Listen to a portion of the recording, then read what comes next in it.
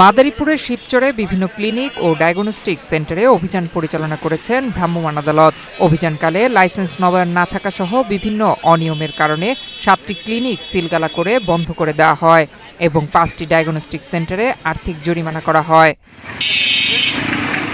সোমবার সকাল থেকে বিকেল পর্যন্ত শিবচর পৌরসভার বিভিন্ন ক্লিনিক ও ডায়াগনস্টিক সেন্টারে ভ্রাম্যমাণ আদালত পরিচালনা করেন।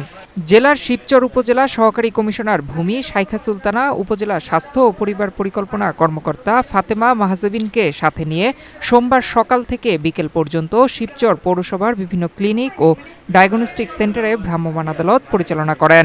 অভিযানকালে লাইসেন্স নবায়ন না থাকা, পরিবেশ নোংরা থাকা, প্রয়োজনীয় কাগজপত্র না দেখাতে পারা সহ বিভিন্ন অপরাধে 7টি ক্লিনিক সিলগালা করে বন্ধ করে প্রয়োজনীয় কাগজপত্র না দেখাতে পারা সহ বিভিন্ন অপরাধে 7টি ক্লিনিক সিলগালা করে বন্ধ ঘোষণা করেন এবং 5টি ডায়াগনস্টিক সেন্টারকে 60,000 টাকা জরিমানা করেন। এ সময় শিবচর থানা পুলিশের একটি টিম উপস্থিত ছিল। এলাকায় অবস্থিত বেসরকারি ক্লিনিক এবং ল্যাবরেটরি যেগুলো রয়েছে এগুলো অভিযানে আমরা বের হয়েছিলাম। ভিতরে তাদের যে পরিবেশ রয়েছে এবং যেই চিকিৎসা ব্যবস্থা রয়েছে বেশ কিছু অনিয়ম পাওয়ার কারণে আমরা মোট 12টি প্রতিষ্ঠানকে জরিমানা করেছি, 2 জনকে আমরা কারাদণ্ড প্রদান করেছি এবং সিলগালা করেছি মোট 7টি প্রতিষ্ঠানকে।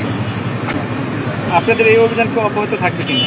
আমাদের আজকে যে অভিযানটি ছিল এটি মূলত আজকে শিবচর পৌরসভা ভিত্তিক ছিল।